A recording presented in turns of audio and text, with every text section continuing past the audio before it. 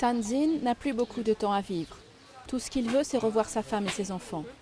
Mais ils ont honte qu'il ait le sida.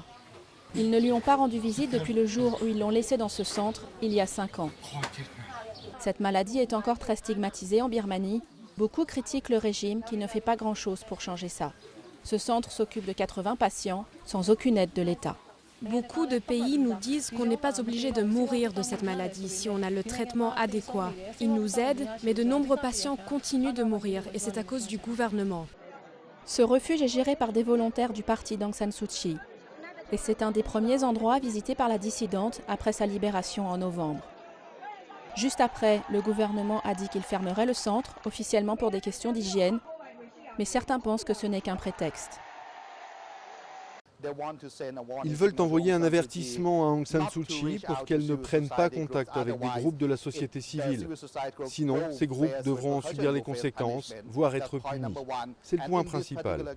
Et dans ce cas particulier de la clinique des malades du sida, le gouvernement birman pourrait aussi vouloir dissimuler son échec à faire face à l'épidémie dans le pays.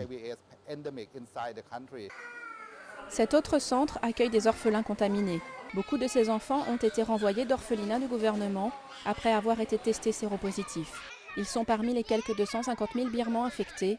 Mais aujourd'hui, le gouvernement ne paie que moins de 2% des coûts des traitements, laissant le reste à la charge de l'aide internationale. Les soins médicaux ne sont pas la seule raison de vouloir rester au centre d'accueil du parti d'Aung San Suu Kyi.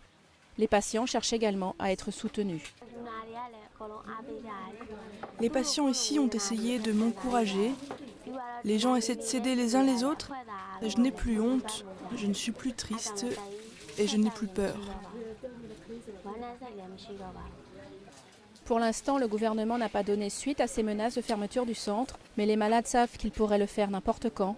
Un combat que peu d'entre eux ont encore la force de mener.